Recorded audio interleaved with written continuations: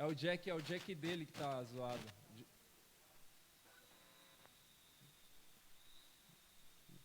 Já? Vi o Senhor sentado no alto e sublime trono.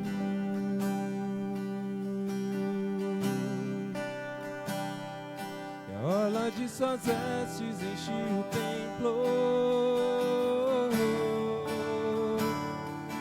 enquanto anjos voavam sobre você. Duas asas cobriam seu rosto, outras duas cobriam seus pés. Cantavam uma canção uns para os outros. Santo é você, Senhor. Duas asas cobriam seu rosto, outras duas cobriam seus pés. Cantavam uma canção uns para os outros. Santo é você,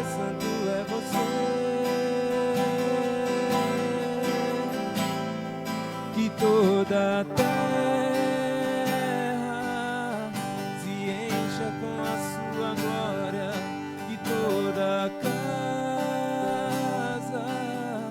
se encha com a tua fumaça, que os meus olhos sempre vejam o Rei da Glória, Senhor dos senhores e eterno Deus, Senhor dos senhores e eterno Deus, que toda a terra se encha com a sua glória, que toda a casa se encha com a tua fumaça, que os meus olhos sempre vejam o Rei da Glória, Senhor dos senhores e eterno Deus, Senhor dos senhores e eterno Deus.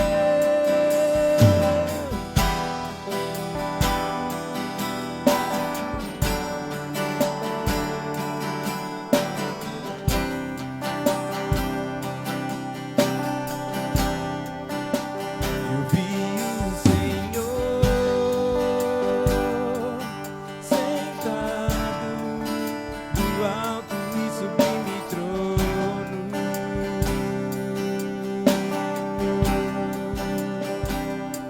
E a orla de suas vestes encheu o templo,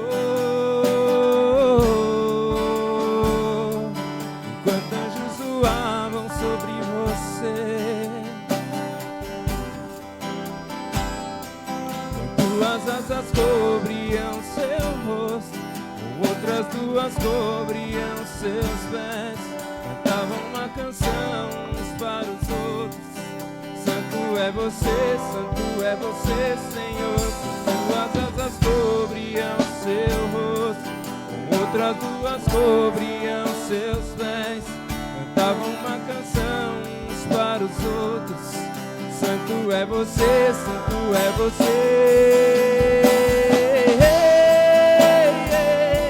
que toda a terra se encha com a sua glória, toda a casa se encha com a tua fumaça, e que os meus olhos sempre vejam o Rei da Glória, Senhor dos senhores e eterno Deus, Senhor dos senhores e eterno Deus, que toda a terra se encha com a sua glória, que toda a casa se encha com a tua fumaça, que os meus olhos sempre vejam o Rei da Glória, Senhor dos senhores e eterno Deus, Senhor dos senhores e eterno Deus. Meu desejo é sentir você, ó rio perene, e com calor do fogo moldado ser pelo poder de suas mãos. Oh, vento impetuoso balança balança-me e direciona-me ao teu encontro, e junto com os anjos eu cantarei uma canção de amor. O meu desejo é sentir você, ó Rio perene, e com o calor do fogo moldado ser pelo poder de suas mãos. O vento impetuoso balança-me e direciona-me ao seu encontro, e junto com os anjos eu cantarei uma canção de amor. E toda a terra se encha com a sua glória, e toda a casa se encha com a tua fumaça, e que os meus olhos sempre vejam o Rei da glória, Senhor dos senhores e eterno Deus, Senhor dos senhores e eterno Deus. Que toda a terra se encha com a sua glória, e toda a casa se encha com a tua fumaça, e que os meus olhos sempre vejam o Rei da glória, Senhor dos senhores e eterno Deus, Senhor dos senhores e eterno Deus. Aleluias. Glória a Deus. Obrigado, Senhor. Que a sua glória possa encher a sua casa, Pai, que é o nosso corpo, o templo do Espírito Santo de Deus. Que o Senhor continue, Pai, orando, fazendo moradas nos nossos corações, Senhor Jesus. É isso que desejamos. Lá em Isaías 6, Isaías teve uma visão do trono de Deus e dizia que no ano em que morreu o rei Uzias, eu via o Senhor assentado sobre um alto e sublime trono, e o seu séquito enchia o templo, e os serafins estavam acima dele. Cada um tinha 6 asas, com 2 cobriam o rosto, e com 2 cobriam os pés, e com 2 voavam, e clamavam uns para os outros, dizendo: Santo, Santo, Santo é o Senhor dos exércitos, toda a terra está cheia da tua glória. Aleluias, louvado seja o nome de Deus. Aqui, né, tem fala dos serafins, né, estão adorando Deus, e eles falam repetidamente que o Senhor é santo, né? Tremenda é a santidade do Senhor. E, se não me engano, serafim significa fogo, né? E indica também a pureza dos adoradores de Deus. Quanto a gente tem que estar puro ao adorar a Deus. Às vezes eu fico bastante temeroso de estar aqui, né? É uma responsabilidade muito grande de a gente estar ministrando louvor e adorando ao Senhor, trazendo também esse fogo, né? Que o fogo que desce de Deus sobre nós, para que a gente também transmita fogo para a igreja, que o fogo suba novamente, né, em adoração. Então que a gente tenha que estar sempre, né, nessa posição de santidade, para que o Senhor possa estar recebendo a nossa adoração aqui, assim como os serafins adoravam a Ele, dizendo: Santo, Santo, Santo é o Senhor. Aleluias. Que a paz de Deus esteja com toda a igreja. Amém. Né, já comecei ministrando, mas que Deus possa estar protegendo vocês. É muito ver a carinha de vocês mais uma vez. Não faz tanto tempo que eu estive aqui, mas é sempre muito bom rever os irmãos. Hoje o Carlos está elegante, depois vocês vão ver. E é sempre muito bom estar aqui cultuando com vocês. É uma família que eu tenho vocês morando no meu coração. E assim, vocês também estão assistindo em casa, a Marta, todo o pessoal aí, a Luciana, toda a galera. Deus possa estar abençoando vocês e toda a igreja de Guarulhos, a igreja de Cachoeirinha, toda a igreja de Nosso Senhor Jesus Cristo que está acompanhando esse culto. Que vocês possam ser abençoados, que Deus possa falar com vocês através dos louvores, através da ministração, da palavra, em tudo que sair da nossa boca, que não seja do nosso ser, mas que seja do Senhor. Em nome do Senhor Jesus, vocês possam ser abençoados. Amém? Eu gosto muito desse louvor do Baruch, e ele fala de uma adoração e que a nossa vida, né, a adoração que a gente dá na nossa vida, para ele não é suficiente, né? Essa letra fala que não é suficiente uma vida só, né, para oferecer a Deus. Então há um desejo do adorador, quem criou a letra, e nosso também, porque essa letra fala muito comigo, de estar entregando a nossa vida em adoração para o Senhor, em engrandecimento do nome do Senhor. Então que possa cair o nosso eu, que não seja o Lucas, que não seja o Wellington, que não seja ninguém, mas seja o poder do Senhor tocando a vida de vocês, e que vocês sintam-se também na posição de entregar a sua vida pelo seu irmão.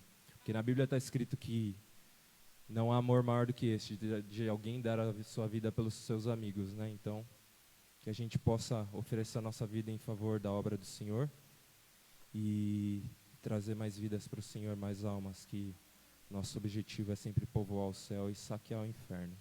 Em nome do Senhor Jesus.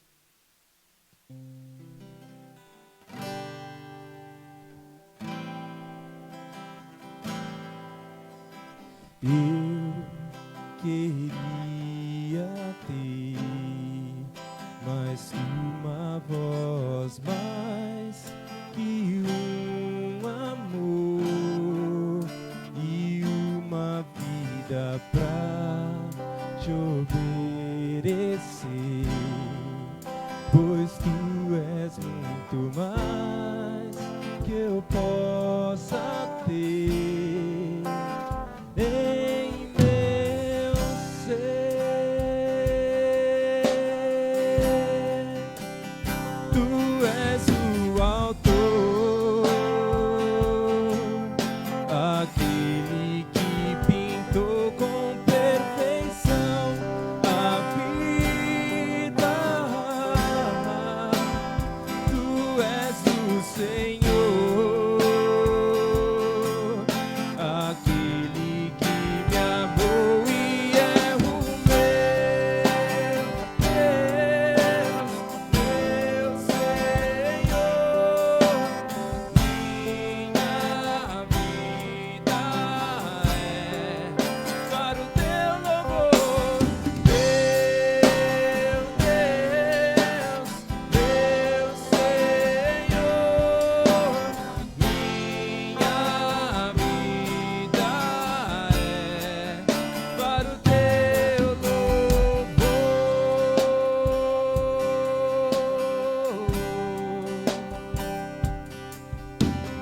Eu queria ter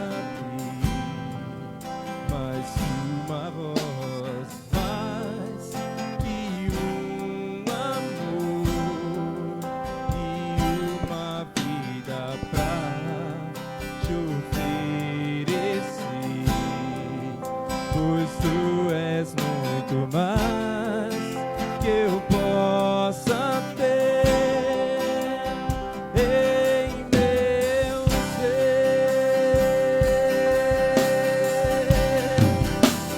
Tu és o autor,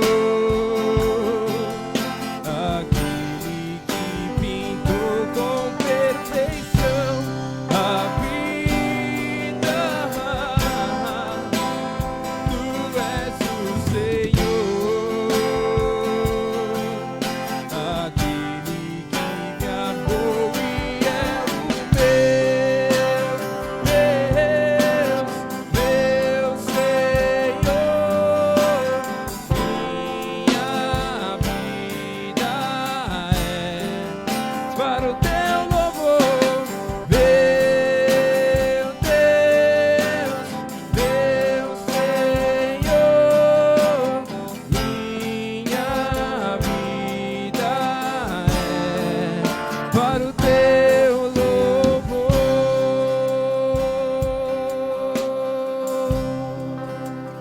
Aleluia. Oh Senhor, Tu és o autor, Senhor, da nossa vida. Tu és, Senhor, Tu és dono de tudo. Tu és o dono de tudo, Senhor. Aleluias. Toma o Teu lugar, Senhor.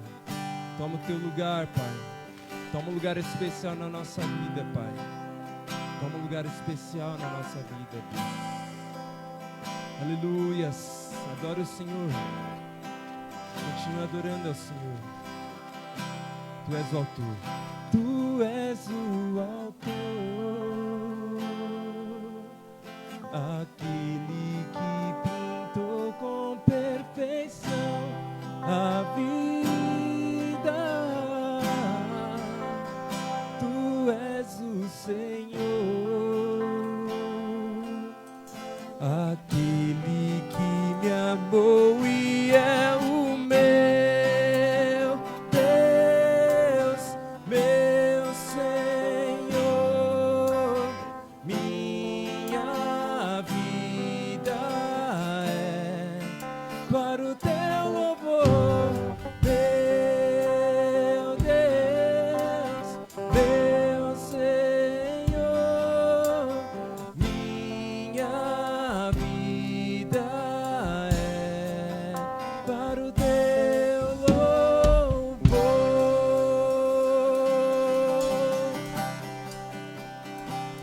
Aleluias. Seja engrandecido, Pai, no nosso meio. Seja adorado, Senhor. Seja adorado, Deus, a beleza da tua santidade. Aleluias. Necessitamos da misericórdia de Deus. E tudo que a gente conquista nessa vida não é por nada, por merecimento. A gente precisa demais da misericórdia de Deus.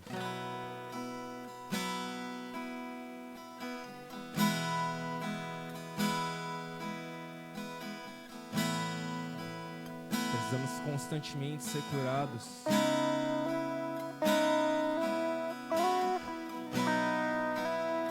Dos nossos medos.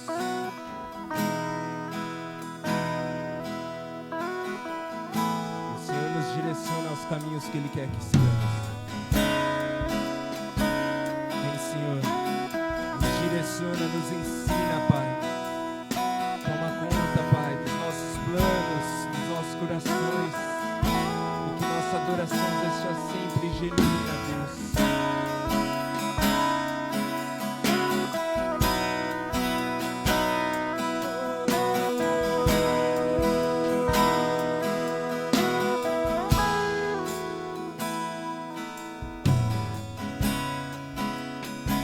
Louvar-te é bem mais do que eu mereço. Adorar-te é mais profundo do que eu pensei. Servir-te é tudo que eu espero. O que mais quero é estar mais junto a ti. Derramar perante os meus anseios. A minha oferta nessa hora é a verdade. Te mostrar os meus pequenos sonhos. Ah, Senhor, como eu dependo de ti. Para me curar, para me ensinar o caminho que devo seguir. Podes me usar como tu bem queres. Abra o meu coração para me mostrar, para me ensinar o caminho que devo seguir. Podes me usar como tu bem queres. Abra o meu coração.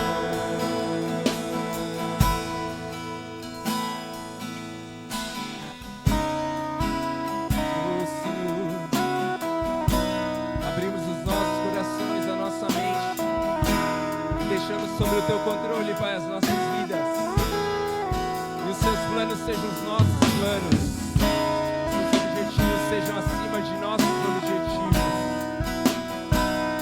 e que entregamos os nossos anseios em tuas mãos, Pai, como o Senhor nos mandaste.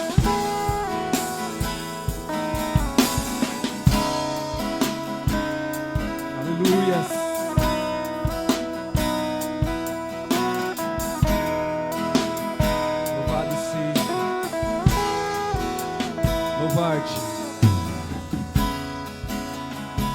Louvar-te é bem mais, é muito mais do que eu mereço.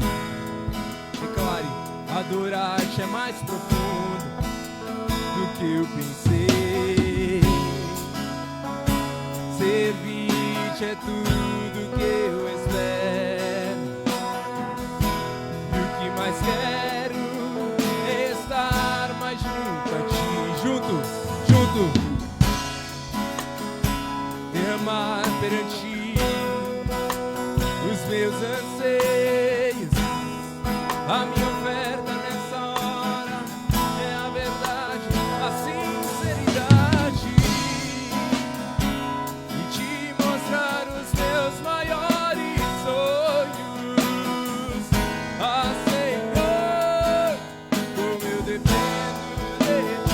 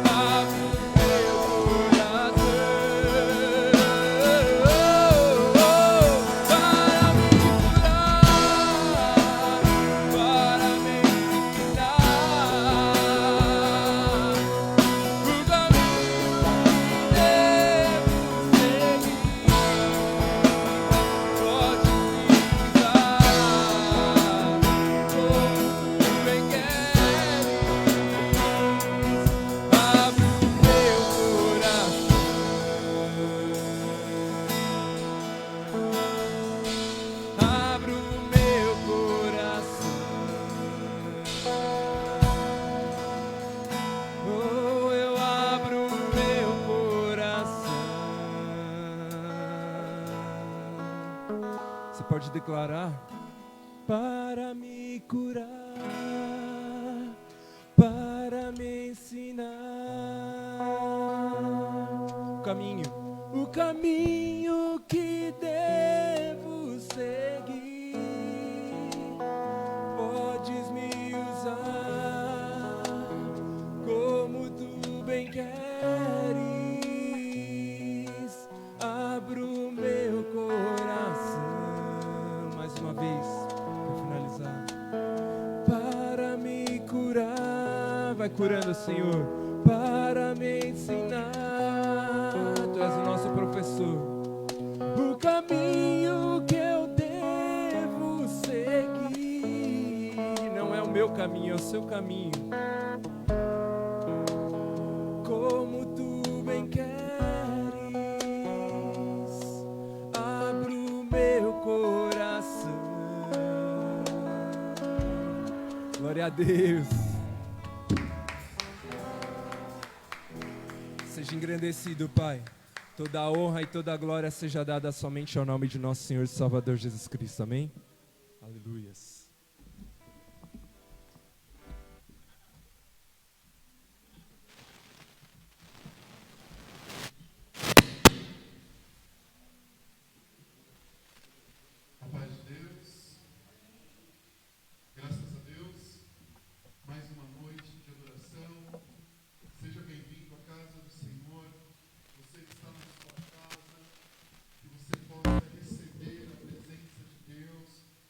Possa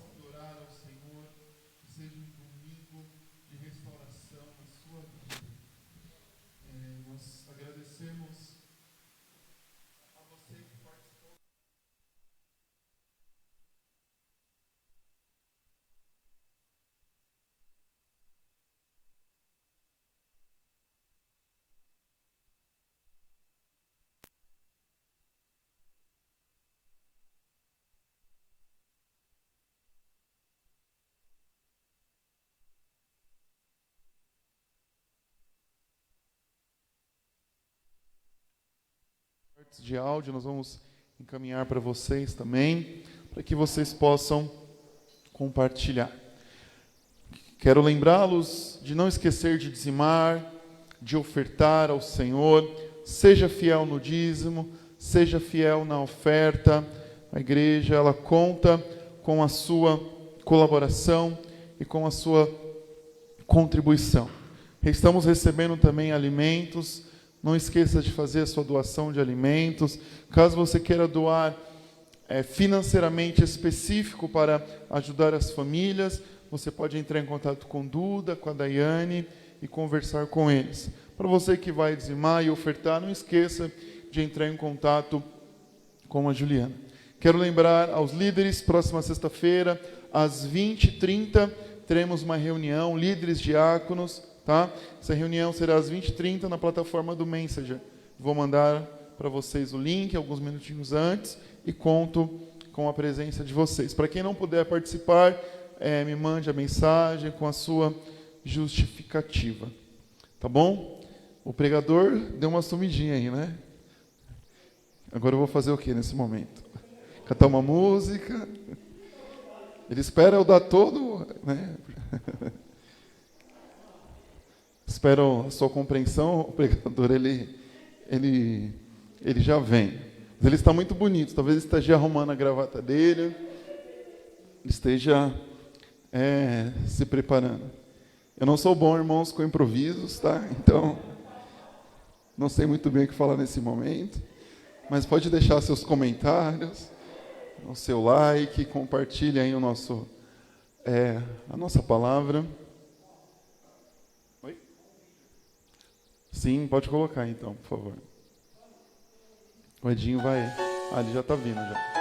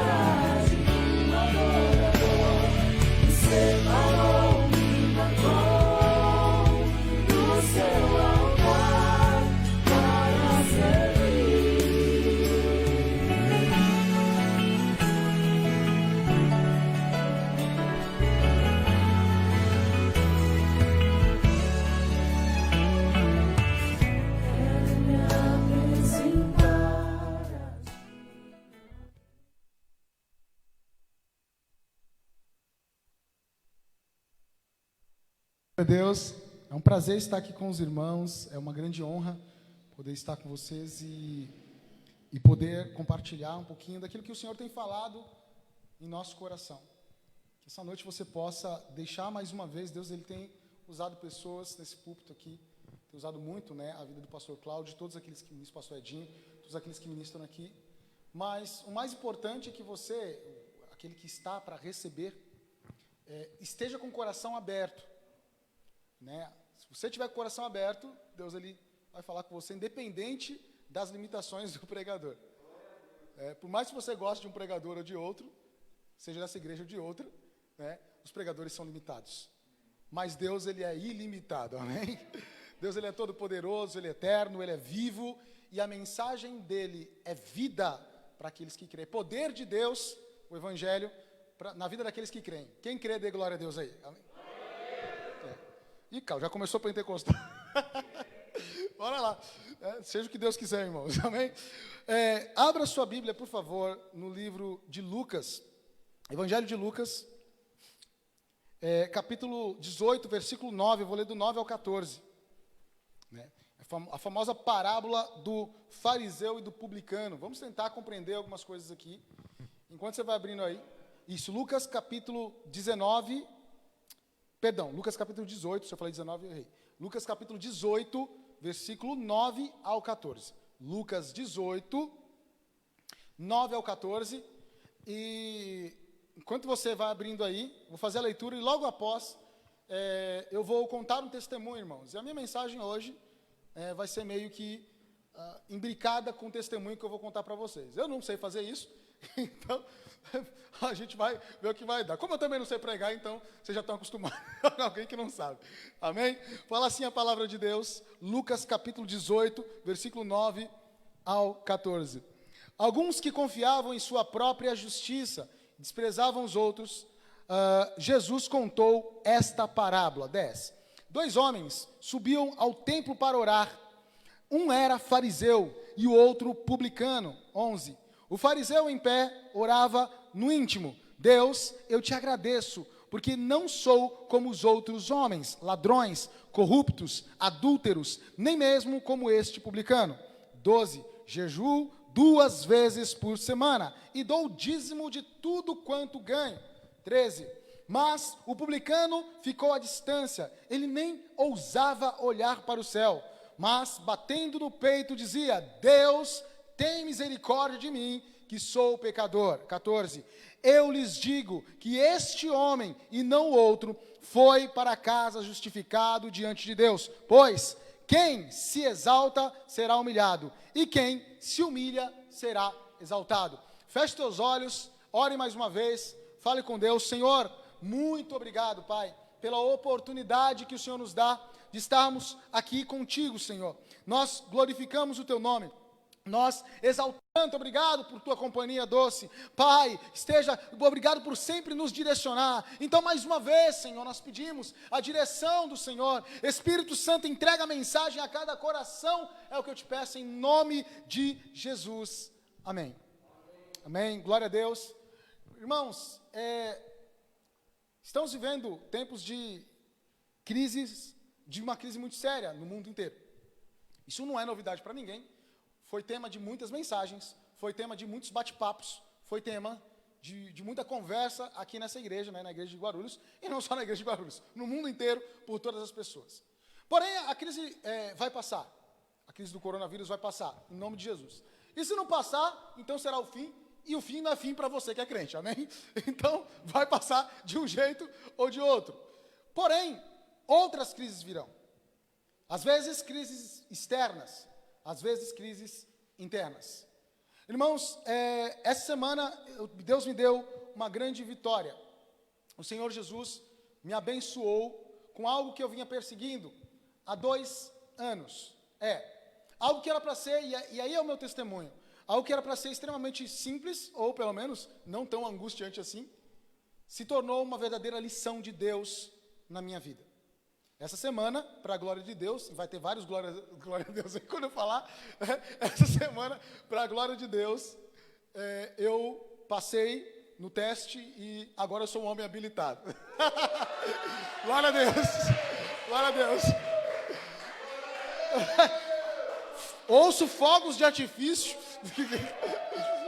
ouço barulhos de trombetas, anjos rodopiando no meio da igreja, crentes ajoelhados chorando, falando do milagre de Deus na minha vida.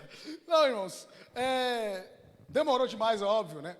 Mas, irmãos, o meu testemunho é o seguinte, e depois eu entro de cabeça na mensagem aqui. eu estive nesse tempo todo, eu passei por, repare a agonia que foi isso, né? Há um tempo atrás, há uns mais de 2 anos, 3 anos, o meu cunhado conversou comigo e falou, Carlos, demorou para você tirar sua carta, é óbvio que demorou, né? Hoje eu tenho 35 anos, tinha mais de 30 na época, e falei, é verdade, né? Demorou, vou tirar a carta. Tudo bem, demorei, estava passando alguns processos, resolvi tratar algumas coisas no meu interior, e aí quando eu venci essas coisas, finalmente falei, agora vou fazer o processo, porque eu estou mais tranquilo, fui fazer. Irmãos, e eu passei por 2 processos de carta. E a minha fala nesse tempo, né, o primeiro processo eu perdi por negligência, porque eu fui tão confiante em fazer o processo, porque eu nunca tive medo de dirigir, né? Não sou alguém, obviamente, chegado em carros, mas não tinha medo de dirigir. Falei, processo de tirar a CNH, isso aí, né, todo mundo faz, todo mundo passa, às vezes dá um trabalho aqui, um trabalho ali, mas todo mundo faz. Irmãos, mas eu fui numa perspectiva extremamente confiante, mas essa confiança era uma confiança em mim. E eu demorei para entender isso. E por demorar para entender isso, eu sofri por 2 anos. O primeiro, eu deixei para fazer a prova só no final do ano. Passei um ano, passei no processo de CFC, fiz as provas, fui passando, fiz as aulas e deixei para fazer no último mês, praticamente. Porque eu tinha tanta certeza que eu ia passar, que fiz no último mês, repeti, reprovei e perdi a carta. Foi um golpe duríssimo, porque, como assim, cara? Não conheço ninguém que perdeu a carta, que perdeu o processo, não conheço ninguém. Então já começou aí. Então toda aquela autoconfiança que eu tinha, foi para o beleléu. Então tive que fazer o segundo processo. E iniciei o segundo processo, aí agora mais esperto, falei, vou fazer o mais rápido possível. Comecei a fazer, e irmãos, eu adotei nesse momento uma postura extremamente errada. Eu adotei uma postura eu comecei a criticar o sistema. O sistema é bem falho. Conversei muito com o pastor Cláudio. O sistema é bem falho, né? Ele basicamente quer ganhar o seu dinheiro, ele basicamente quer fazer com que você gaste o máximo possível. Está longe de justiça, está longe, não leva em consideração o nervosismo das pessoas, não leva em consideração a humanidade das pessoas. Só que eu comecei a olhar somente para isso. E, na verdade, enquanto eu olhava para isso, eu estava apenas tentando esconder algo que estava em mim, no meu coração. Eu estava com vergonha, porque eu tinha perdido o primeiro processo, eu estava com vergonha porque eu sou um homem casado, um homem que já tem aí, já tinha mais de 30 anos, já podia estar habilitado e não estava. Portanto, deveria estar em um lugar e não estava, algo que as pessoas e minha família esperavam de mim e eu não estava. E, a princípio, eu não tive a humildade de reconhecer que eu não estava no local. E com vergonha de reconhecer isso diante das pessoas, eu comecei a procurar meios, inventar desculpas. Porque como é que alguém como eu, ora, cara, como é que isso não é difícil? Um processo não pode ser difícil. Um processo não está à altura de alguém que a vida toda ralou para conquistar coisas e vem conquistando coisas muito mais difíceis. Difícil é você estar na Universidade Federal e ter 3 pós-doutores lá julgando você. Isso é difícil, apresentar um TCC numa situação dessa. Agora, fazer uma baliza, subir a ladeira, isso não é difícil. Irmãos, eu comecei a adotar uma postura apenas de crítica, uma postura apenas de olhar as falhas do sistema e não reconhecer o que estava acontecendo.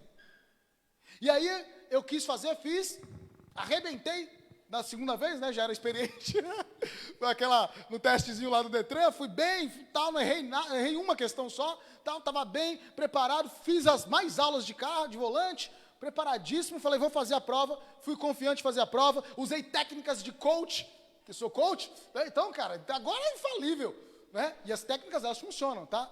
Só que, irmãos, me deu um desespero no dia da prova, me deu um nervosismo tão louco no dia da prova, que coisas que eu não tinha errado durante todas as 10 aulas, eu errei no dia e eu reprovei pela segunda vez.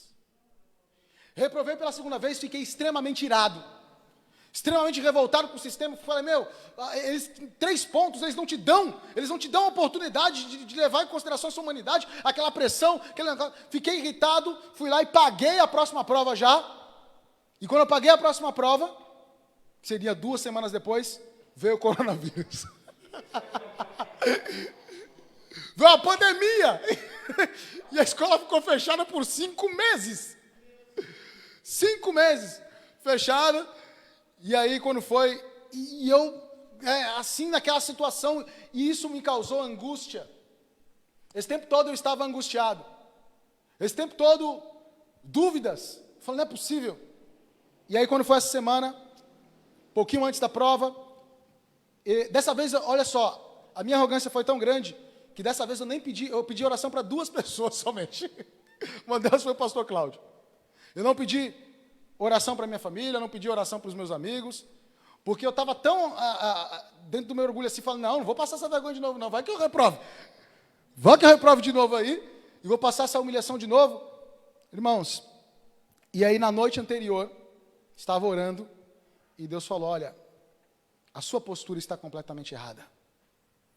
Você ainda não passou nessas provas, não é porque você não sabe. Embora eu não tenha experiência, a técnica eu já tinha. 20 aulas de carro, já tinha aprendido.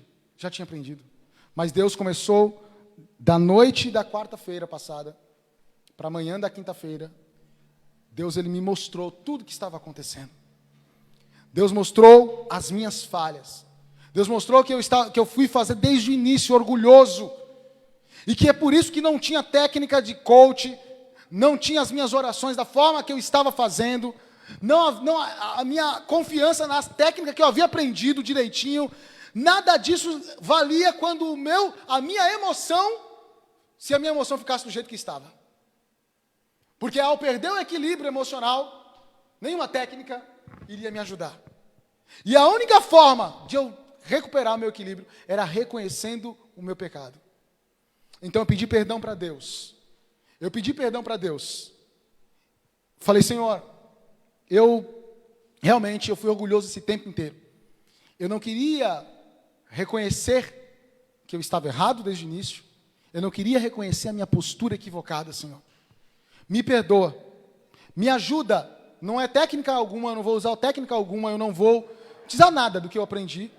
Eu peço apenas que o Senhor, se eu aprendi a lição, e se esse meu arrependimento ele é real, eu te peço perdão em nome de Jesus e peço que o Senhor me ajude a ficar calmo e que eu consiga fazer aquilo que eu aprendi. Se, porém, Senhor, eu reprovar, eu vou entender que eu ainda preciso continuar nesse processo. Eu me entrego em tuas mãos. Irmãos, eu fui fazer a prova dessa forma. Amados, quase ninguém, né? Porque por conta dos protocolos... Foi lá, eu fiquei vendo, tinha uma pessoa na minha frente, assim, da minha autoescola, tinham outras, mas assim... E foi ficando vazio, a moça foi, e aí chegou um cara que eu não conhecia, não sabia quem era, provavelmente era o instrutor, não me falaram na autoescola que eu tinha que ir atrás, né, todo mundo dos outros autoescolas estavam chamando, e aí eu vi, ele chegou assim perto do instrutor do Detran, conversou alguma coisa, e aí quando ele ia arrancando para ir embora, o cara falou, e o Carlos Roberto? Eu falei, eu estou aqui! Olha só, irmão. E eu corri lá e falei, nossa, mas por que você não me procurou? Eu falei, não, eu já tinha dado meu nome, eu já fiz a minha inscrição, e eu estou vendo as pessoas, ninguém me falou na autoescola, eu não conheço você, achei que você ia vir atrás de mim. E aos 45 do segundo tempo, eu entrei no carro.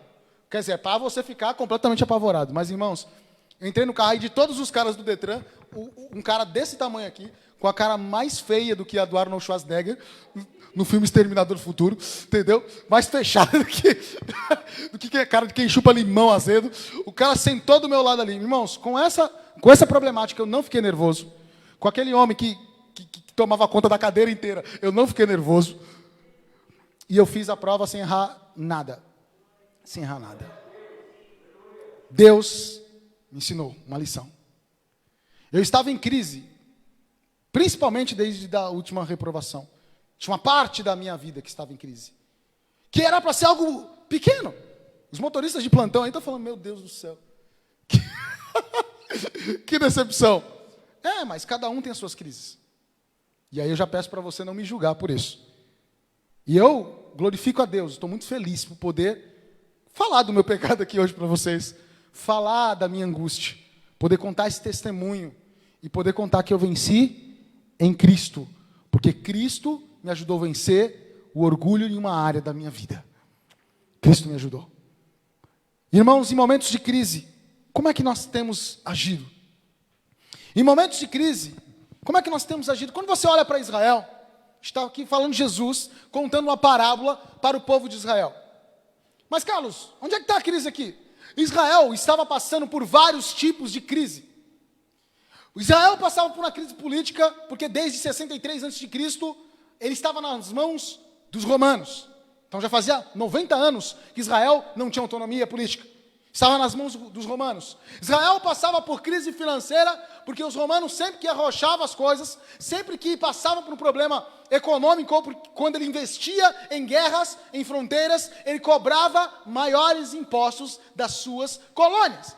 Certo? Israel, que estava sendo ali meio que colonizado por Roma, Israel tinha que pagar. E quem é que pagava o pato? O pobre. E o pobre de Israel, ele era levado à miséria absoluta, quanto mais impostos pagava. Então, crise econômica. Israel passava por uma crise moral, porque os chamados líderes do sinédrio, do governo israelita, líderes religiosos israelitas, eles não tinham a postura que se esperava de líderes. E eles muitas vezes agiam de forma injusta para com o pobre e para com os seus. Israel passava por uma crise espiritual, já haviam 400 anos que não tinha um profeta em Israel, né? Naquele momento, João Batista tinha acabado de passar por Israel, mas passaram por mais de 400 anos. E Israel passou por uma crise de fé também, porque faziam 1000 anos que Israel esperava um Messias, e até aquele momento o Messias não tinha aparecido, a ponto de alguns já duvidarem de que havia Messias algum. Alguns falam, é que nem aquele povo que vira para você e fala, Jesus vai voltar. Faz 2000 anos que vem essa conversa, vai voltar nada. Era uma crise total, irmãos, era uma crise total. Portanto, o cenário era de uma crise total. E quando você observa isso, assim é a nossa vida em alguns momentos. Existem momentos na minha vida e na sua vida, se não em todas as áreas, em alguma área ou em algumas áreas, que nós vamos passar por crises. Porém, diante de uma crise, nós podemos adotar posturas diferentes. E é sobre isso que essa mensagem eu quero trazer para você. A mensagem de hoje fala sobre a postura correta. Humildade em tempos de crise. Eu vou lançar algumas perguntas e vou tentar responder através do texto. E a gente vai pensar algumas coisas. Primeira pergunta é: quais são as posturas assumidas em uma crise à luz desse texto? Quais são as posturas assumidas em uma crise?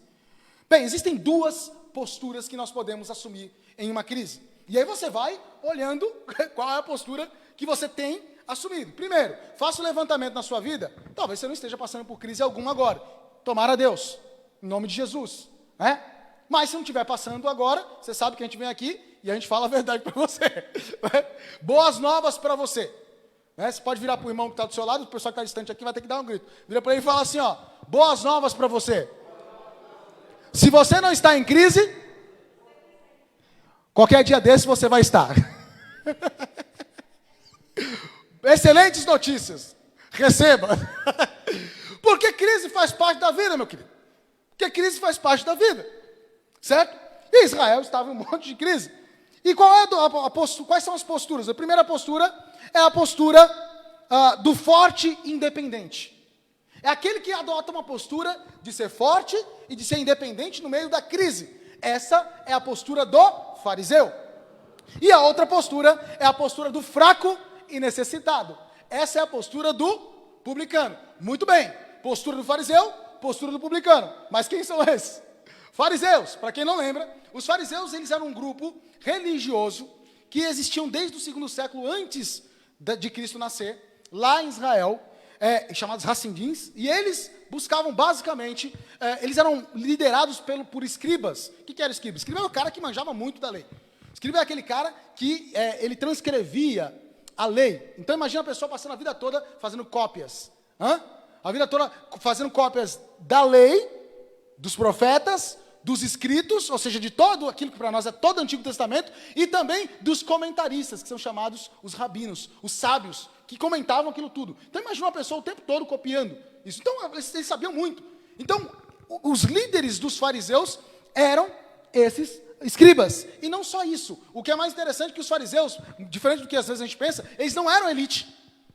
A elite era um outro grupo chamado saduceu. Um povo meio desviado lá em Israel, né? Que era um grupo religioso também. Né? Eu achei que os desviados eram os fariseus. Se você achava que os fariseus eram os desviados, você não está entendendo que era um saduceu. Nem em ressurreição os caras acreditavam. Então, os fariseus, eles eram povão. Só que aí está. Eles eram povão dedicados à obra de Deus, dedicados às coisas de Deus, mas uma dedicação tão grande que eles tinham necessidade de mostrar que eles eram dedicados. Esse era o problema. Esse era o problema. Eles eram não elite econômica, mas eles eram elite espiritual. Se colocavam como? Se colocavam sobre os outros, se achavam melhores do que os outros. Todos? Não, mas muitos. Muitos, e a gente vai ver isso aqui. Né? Esses eram os fariseus. E quem eram os publicanos? Os publicanos, esses aí a coisa era feia pro lado deles. Eles eram subordinados, era gente que era pego, normalmente Israel, judeus, para cobrar impostos ou para fiscalizar o próprio povo de Israel. Então eles eram odiados pelo povo normalmente e eram considerados muitas vezes traidores.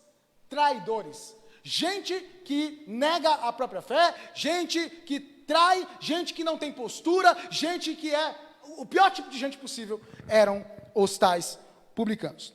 A partir disso, porém, a gente olha essas duas posições. Então, assim, a primeira posição, como eu falei, era a posição do forte e dependente, fariseu. A segunda, do fraco necessitado, o publicano. A partir disso, a gente olha, vê isso aqui no versículo 10, né?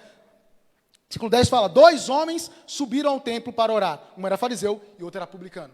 A partir disso, Jesus inverte a lógica. No reino de Deus, as coisas são diferentes. Jesus inverte a lógica. Porque quando você fala hoje, na nossa época, como é que você tem que passar pelas crises? Você tem que passar forte, não é isso? Você tem que passar confiante. Você não tem que passar fraco. Não é isso? Você não pode passar com necessidade. Tem que passar como uma rocha. Não é isso? Só que Jesus inverte a coisa aqui.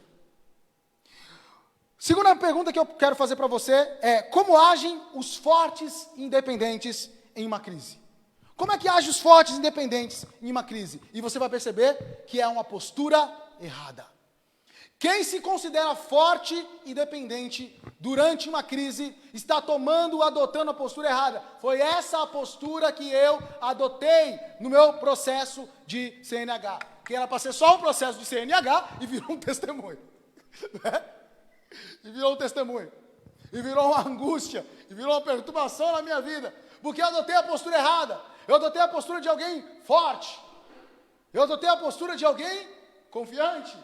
De alguém que não tinha necessidades. Primeira coisa aqui que a gente pode ver para responder essa pergunta é que esses que são fortes e independentes, eles assumem, né, 2 erros fatais. Primeiro, confiar na própria justiça, que é o eu posso. Segundo erro fatal, desprezar os outros, que é o eles não. Eu posso e eles não. No versículo 9 está escrito o seguinte: alguns que confiavam em sua própria justiça e desprezavam os outros. Alguns de nós, eu, você, em alguns momentos da nossa vida, nós adotamos esse tipo de postura. A postura da justiça própria, ou seja, eu posso fazer. Eu começo a olhar para as minhas qualidades, eu começo a acreditar que as minhas qualidades são suficientes para eu me autorrealizar. Eu começo a olhar para as minhas qualidades e eu acho que eu já tenho tudo o que eu preciso para poder viver bem e para poder caminhar. É claro que eu tenho a minha fé, é claro que eu falo que é Deus, mas no fundo, se fizer uma análise, quem está me auto-justificando sou eu mesmo. E não bastasse isso, eu olho ainda para o outro, e começo a desprezar. Eles não. Meu irmão, o que eu comecei a fazer?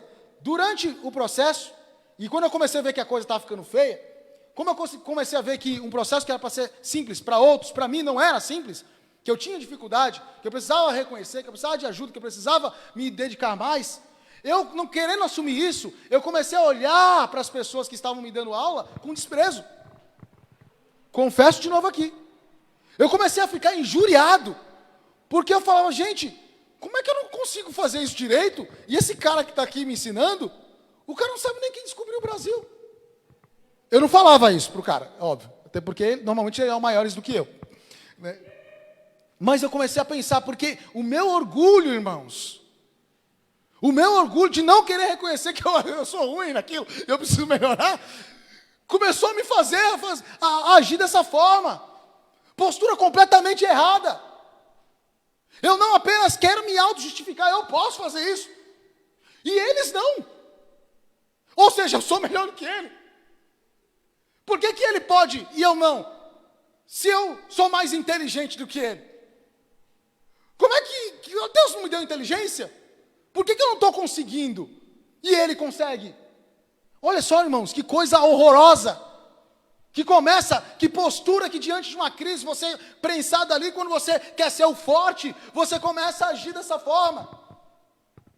A expressão justiça aqui é do grego de kaiô, que significa correção, honestidade, guardar a lei, bondade, direção, inocência. Então, se é própria justiça, eu sendo a minha própria correção, eu mesmo me corrigindo, eu sendo o honesto comigo mesmo, a minha palavra como suposta honestidade, eu sendo aquele que determina que estou seguindo sim a lei, estou seguindo as coisas da forma correta, eu que estou sendo bom, estou agindo de forma correta, eu que estou na direção correta, eu sou inocente nessa situação, e se eu sou inocente nessa situação, eu sim, eu posso, eles não.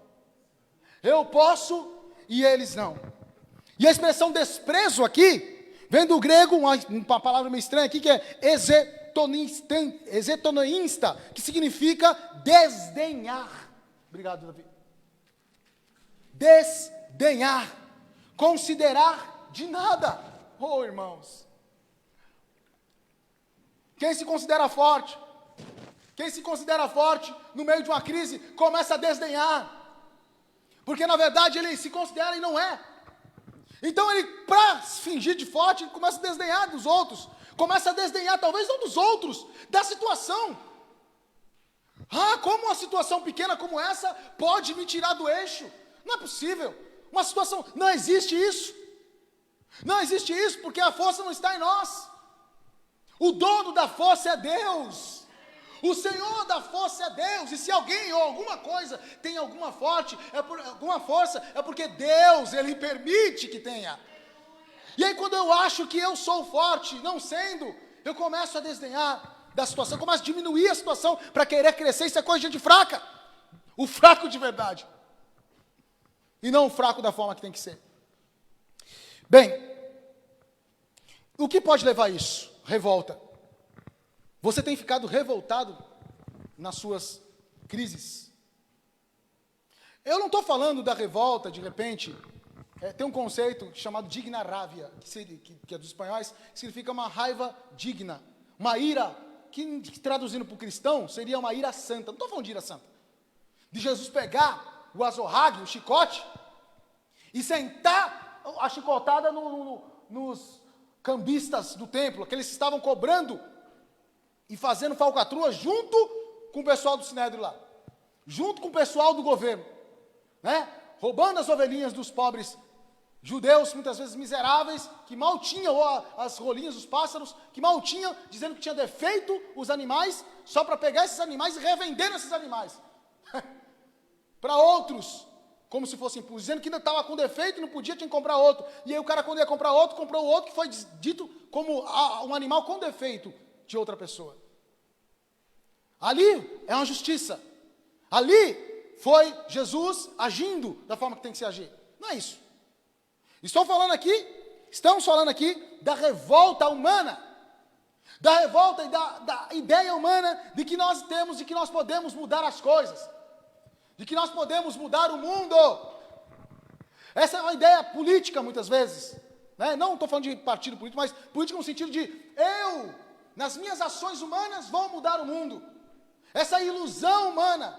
E são milênios de seres humanos tentando mudar o mundo, e o mundo só piora. E o mundo só piora. Porque eu, sozinho, não posso mudar nada. Nem a mim mesmo. Que dirás o mundo? Queridos, como agem os fortes independentes em uma crise? Assumem uma postura completamente equivocada. Versículo 11 e 12 fala assim: o fariseu em pé orava no íntimo: Deus, eu te agradeço, porque não sou como os outros homens, ladrões, corruptos, adúlteros, nem mesmo como este publicano. Jejuo 2 vezes por semana e dou dízimo de tudo o quanto ganho. Como é que é a postura então? Para a gente passar para a próxima questão.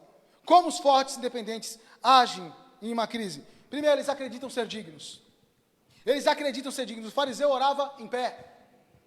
Ele acreditava que ele merecia estar ali. Ele acreditava que ele merecia a posição que Deus colocou ele. Merecemos a posição que Deus nos colocou. Merecemos as bênçãos de Deus. Merecemos a ajuda de Deus. O que se acha forte, ele acha que merece. Aqueles que acham que são fortes, durante uma crise, julgam os outros. Ele vira e fala: eu agradeço porque eu não sou como os outros. Portanto, eu sou melhor. Então, na crise, eu alimento-me com aquilo. Obrigado. Vai dar tudo certo. Vou passar bem porque eu não sou como os outros. Assumem uma postura completamente equivocada porque apontam os erros. Não basta julgar, apontam os erros. Ladrões, corruptos, adúlteros. Pastor Cláudio, lembra? Falei, na última prova que eu reprovei, falei assim para o pastor Cláudio: pastor, não é possível. O carro não coube dentro da baliza. E eu fiz a técnica certinho, pastor. Tem falcatrua. Tem falcatrua aí. Tem alguma coisa errada. Não é possível, eu fiz certinho. O pastor Cláudio sabe, falou: né? Pois é. Quando eu voltei agora, antes, fui treinar, né? Paguei aulas a mais para treinar e eu descobri, o erro era meu mesmo. Descobri o que eu errei. Olha só, irmãos. Cara, quando eu li esse texto aqui, eu falei: não tem como pregar isso. Não tem como pregar exatamente o que aconteceu. Aponta os erros. Não. Consigo nem dirigir carro, mas só para dirigir uma carreta, pelo amor de Deus. Irmãos, você começa a apontar, porque você é o forte. Então, se você é o forte, essa crisezinha de nada, essa gripezinha de nada, então não vai me atingir. 1000 cairão ao meu lado, 10.000 à minha direita, e eu não serei afligido, não serei atingido. Por quê? Porque eu me basto, não é nem porque o Senhor está comigo, porque eu me basto. E a pessoa começa a pensar de forma torta, se autossatisfazem, se auto-justificam. Ele falou: jejum, dou dízimo. Os fariseus, a lei dizia que o obrigava o judeu a jejuar uma vez por ano. Era a obrigação do judeu, jejuar uma vez por ano. E os cristãos, Carlos? Não. Os cristãos não existe uma regra. Jejue sempre que você precisar. Então, jejue sempre. Então, jejue sempre. Uma vez por ano. Os fariseus jejuavam 2 vezes por semana. Toda terça e sexta eles jejuavam. Não bastasse jejuar, eles iam para o meio da praça. Eles colocavam roupa especial para jejum.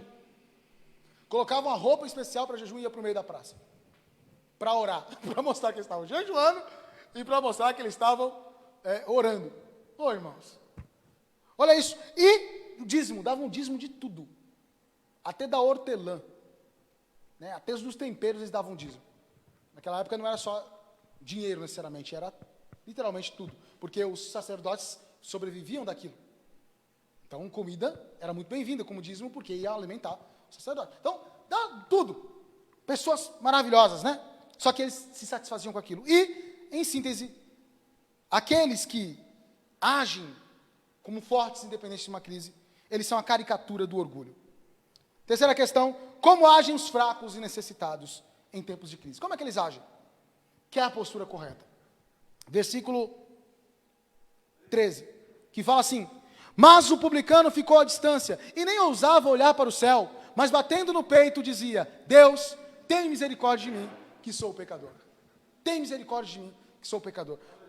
Como agem os fracos e necessitados em uma crise, meu irmão? Como é que eles agem? Primeiro, eles sabem o seu lugar. Ele ficou à distância. Então ele tem que ficar distante de Deus? Não é que ele tem que ficar distante de Deus. Reconhecer que não é digno. Eles tinham horários específicos para a oração, e ele chega lá no horário com outras pessoas, inclusive estava lá o fariseu. Então eram as duas classes completamente diferentes. Era o melhor tipo de gente, o melhor tipo de crente e o pior tipo de crente. Então o melhor tipo de crente se aproxima, fica em pé, se ajeita e mostra que ele está na postura. O pior tipo de crente ficou à distância. Sabia o seu lugar. Ficou à distância, reconhece que não é digno de estar ali. julga a si mesmo. Os que agem como fracos e necessitados julgam a si mesmo. Ele batia no peito. Ele batia no peito. Ele olha para ele e diz, como é que eu vou julgar os outros?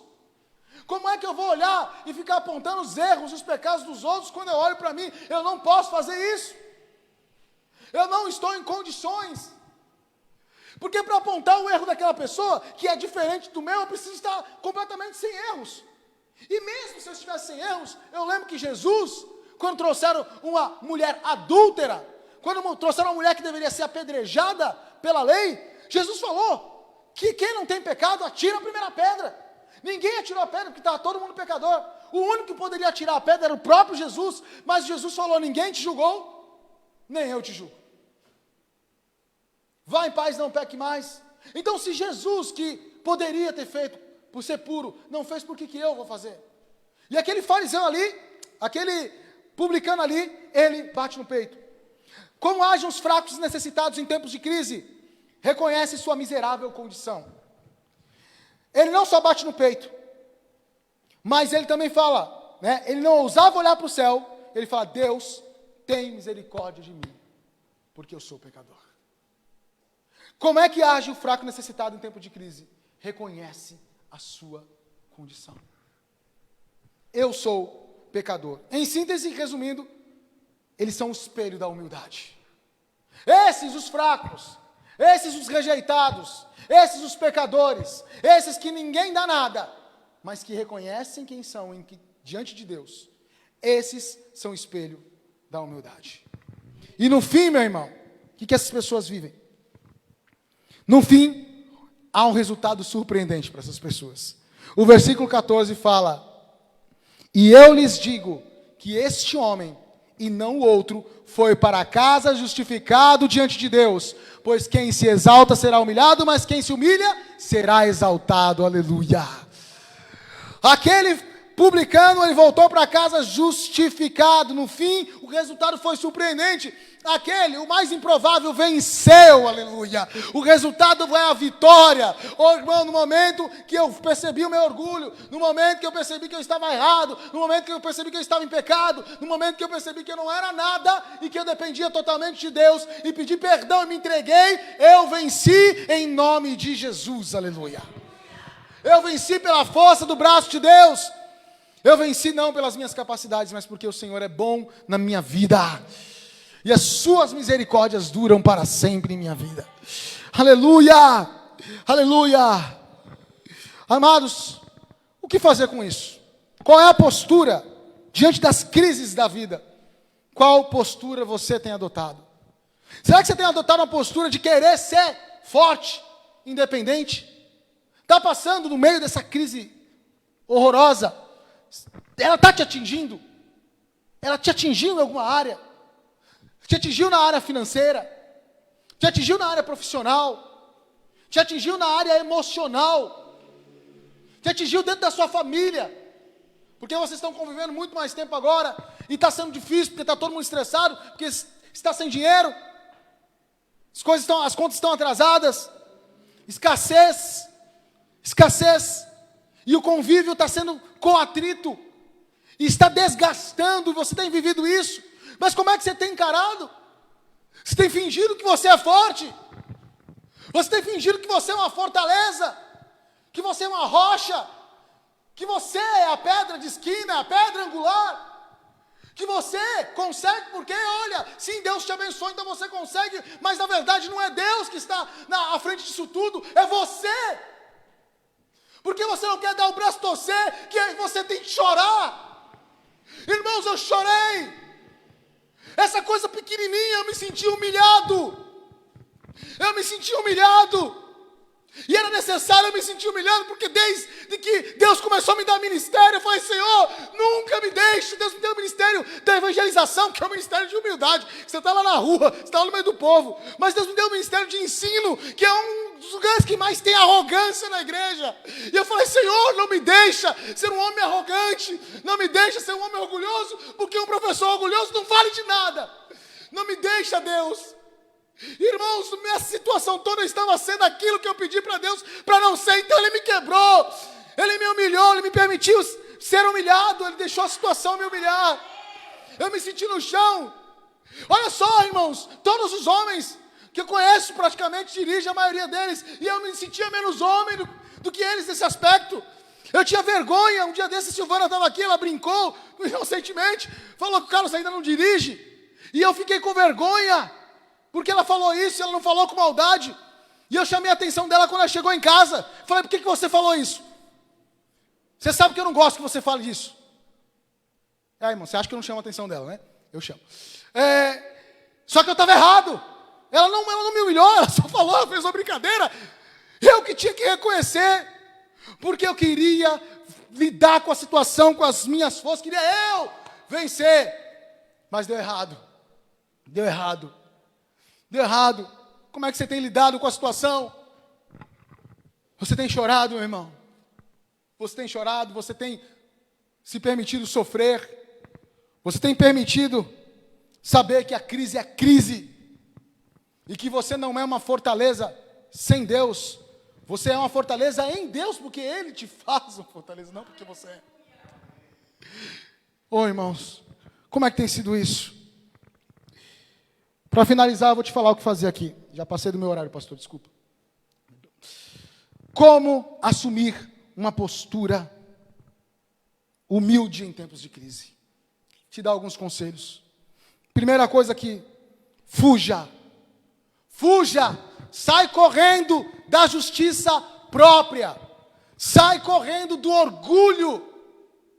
O momento é de crise. No momento da bonança também, mas no momento da bonança isso não vai te cobrar tanto. No momento de crise, fuja do orgulho, sai correndo. Não encontre satisfação em você mesmo. Não tente achar as suas qualidades como aquilo que vai te tirar da situação, porque isso é uma mentira, isso é um engano. Lá em Provérbios capítulo 29, versículo 23, fala: o orgulho do homem o humilha, mas o de espírito humilde obtém honra. O orgulho do homem humilha, então foge da justiça própria, foge do orgulho.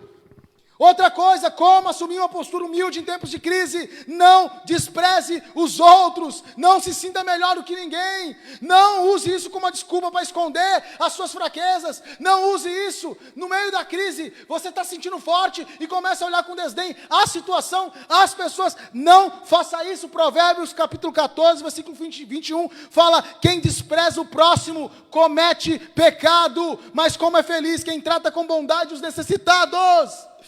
Quem despreza o próximo peca. Não despreze nem situação, nem pessoas. Não faça isso. Outra coisa, como assumir uma postura humilde em tempos de crise: admita suas fraquezas, bata no peito e fala: eu sou fraco, eu não sei, eu não posso, me ajuda Deus, me ajuda Senhor. Em 2 Coríntios capítulo 11, versículo 30, Paulo fala: se devo orgulhar-me, que seja nas coisas que mostram a minha fraqueza. Aleluia. Por isso que eu estou falando, irmãos, olha, até pouco tempo, então, eu nem que ia dar o testemunho, para você ter uma ideia. Eu não ia nem dar o testemunho, mas agora estou alegre por poder falar: olha, o Senhor me libertou desse orgulho em meu coração, aleluia. No meio da crise, o Senhor está me ensinando. E finalmente, como assumir uma postura humilde em tempos de crise: abrace a misericórdia de Deus e receba a sua graça. Abrace a misericórdia. Deus, Ele é misericordioso, Deus, Ele é bom. Tito capítulo 3, versículo 5, Paulo fala: não por causa de atos de justiça por nós praticados, mas devido à sua misericórdia, Ele nos salvou pelo lavar regenerador e renovador do Espírito Santo. Não por atos praticados por mim, mas pela misericórdia de Deus. Eu tive essa vitória, você tem as suas vitórias, terei outras vitórias, teremos outras vitórias no meio de crises, segundo a vontade de Deus, no tempo de Deus, na direção de Deus, não por nós, mas por Ele. A Ele toda a glória na minha vida, na sua, e que nós sejamos humilhados, e que Deus seja exaltado em nome de Jesus. Amém? Vamos orar, vamos orar, vamos orar. Amém? Feche teus olhos. Senhor Jesus, obrigado, Senhor, por poder contar esse testemunho. Obrigado, meu Deus, por poder falar da Tua palavra e daquilo que o Senhor tem me ensinado nesses dias. Ó Deus, em nome de Jesus, Eu te peço, Senhor, que o Senhor continue trabalhando no meu coração, Pai. O Senhor me livrou de uma postura errada na minha vida. Existem outras, Senhor, que o Senhor vai me revelar, vai me direcionar, vai quebrar o meu orgulho e vai me ensinar, Senhor, pelos caminhos da humildade, que são os caminhos do Senhor Jesus, que não considerou ser Deus, mas agiu humildemente e veio nessa terra por mim, que não mereço nada. Senhor, me ajuda. Ajuda cada um dos irmãos, Pai. Em nome de Jesus, aqueles que estão aqui nessa noite, que estão em casa e que de repente estão passando por crise, Senhor. Eu não sei que postura os teus filhos têm adotado. Deus, talvez nós às vezes adotamos posturas que parecem com humildade, mas não são, Pai. São posturas de orgulho no meio da crise. Deus, esse é o momento de nós abraçarmos a tua misericórdia, Pai. Em nome de Jesus, que a dependência do Senhor, Pai, que nós, Pai, não possamos, em vez de ficarmos, Senhor, brigando, exigindo coisas de Ti, Senhor, ou questionando por que estamos passando por isso, possamos adotar uma postura correta, de humildade, e reconhecer que independente do que estivermos passando, quem vai nos tirar dessa situação é o Senhor, Pai. Em nome de Jesus, eu oro pela minha vida, eu oro pelos meus irmãos, e peço, Senhor, que o Senhor nos ajude a ter humildade em todo momento, em especial nos momentos de crise. Amém, Senhor. Amém. Deus abençoe, meus irmãos.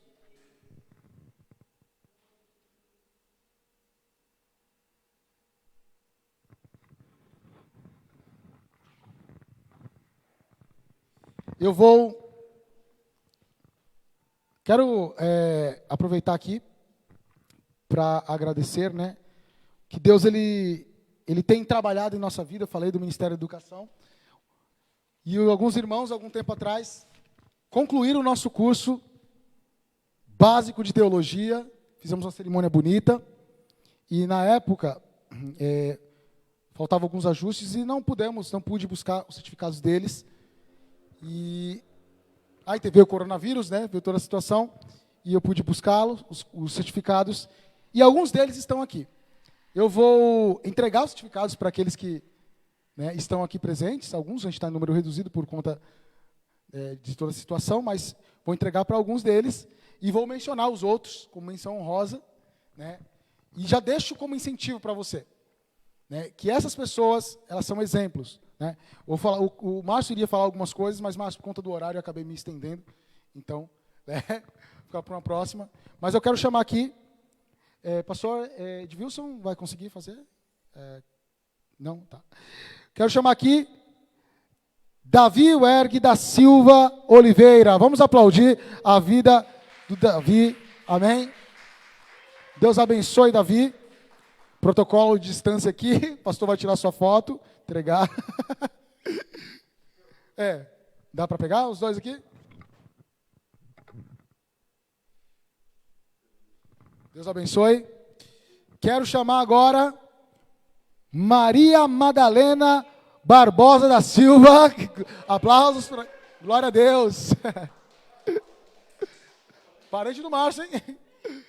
Deus abençoe, minha irmã.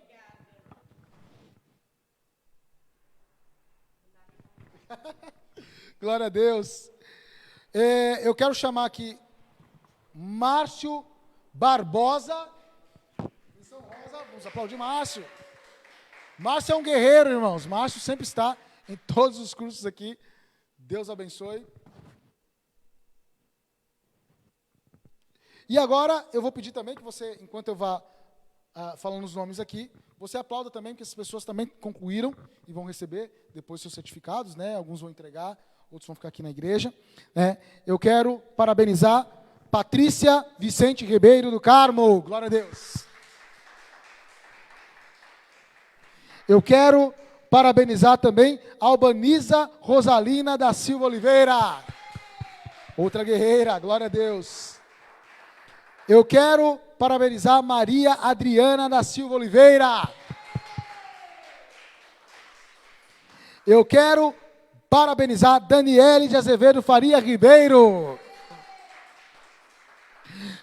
Eu quero parabenizar Rony Carlos Pereira Gomes. Eu quero parabenizar Fabiano da Silva Romão, aleluia. Eu quero parabenizar Márcia Salustiano do Carmo Gomes. Quero parabenizar Fernando Alves Vieira, aleluia. Quero parabenizar Nixon Erlano da Silva Oliveira. Quero parabenizar Elídia Silva do Carmo, irmã Lídia, glória a Deus. Quero parabenizar Diomar Cândido do Carmo, glória a Deus. Todos esses irmãos, olha que bênção, gente, quanta gente, né? Se formaram, fizeram curso básico, alguns deles já estão inscritos no curso médio, né?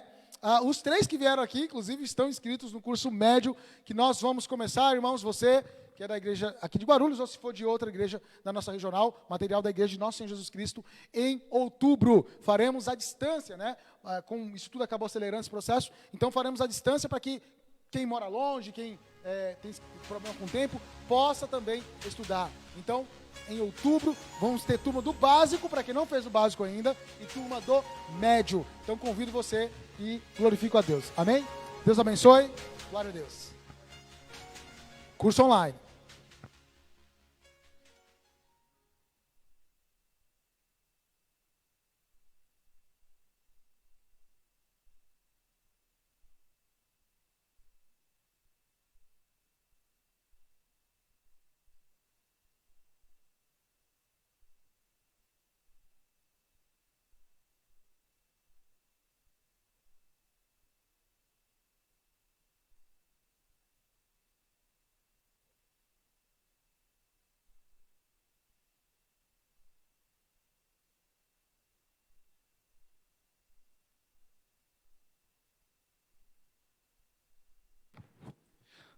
Agradecemos, parabéns aí aos formandos. Para mim é uma alegria quando eu vejo aqueles que se interessam em estudar. São poucos, infelizmente são poucos, mas são esses que Deus usa, são esses que Deus levanta, são esses que se mantêm engajados na obra do Senhor. Vamos ficar em pé, nós vamos encerrar o culto. Para os membros da igreja, não esqueçam de preencher aquele cadastro de membro que o Fernando mandou para vocês. Ele fez uma pequena atualização para quem estava com dificuldade de preenchimento. Você pode entrar lá, pode preencher. Nós contamos com você. Tenha uma semana de paz, uma semana de alegria. Não esqueça de participar do nosso grupo familiar às terças-feiras. Grupo familiar dos homens, das mulheres, dos jovens. Quarta-feira, o grupo familiar dos juniores para crianças de 9 a 12 anos de idade. Não fique longe da comunhão.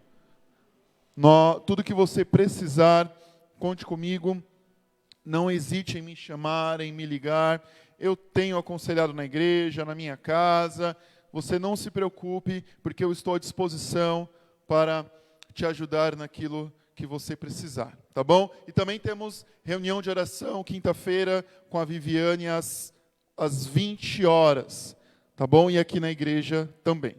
Vamos orar ao Senhor. Senhor amado, obrigado, Deus. Obrigado pela Tua palavra. Obrigado pelo Teu ensinamento.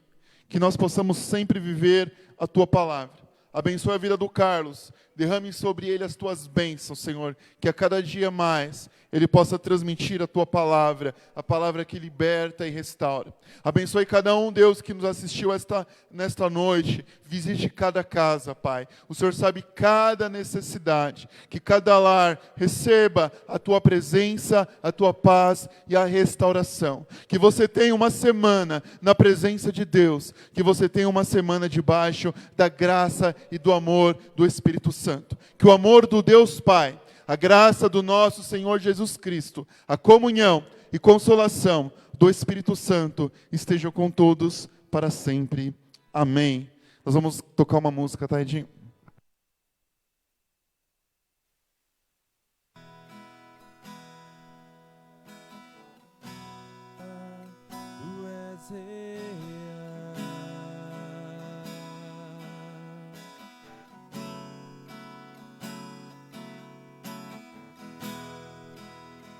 Me entregar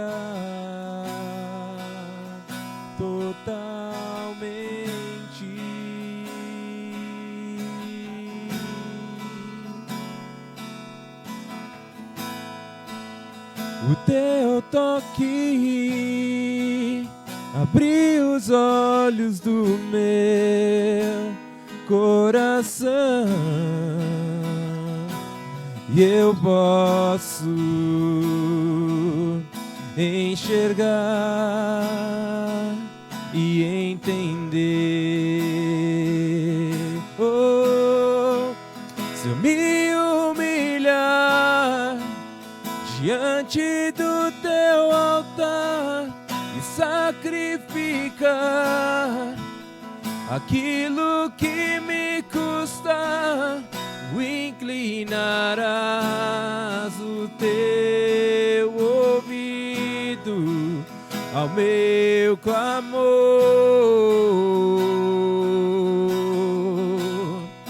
Mas vale um dia no centro do teu querer e toda a vida sem mais de te conhecer. Tu és minha fonte, minha colheita, a minha herança. Se eu me humilhar diante do teu altar e sacrificar aquilo que me custa, inclinarás os seus ouvidos ao meu clamor.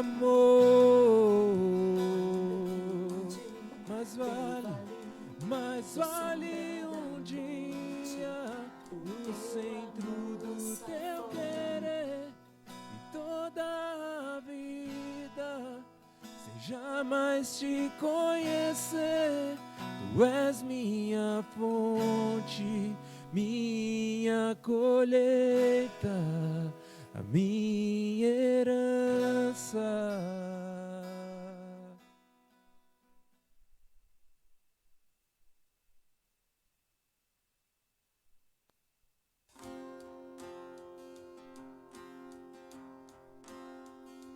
Ainda que eu ande pelo vale da sombra da morte, o teu amor lança fora medo. Ainda que eu me encontre bem no meio das tempestades da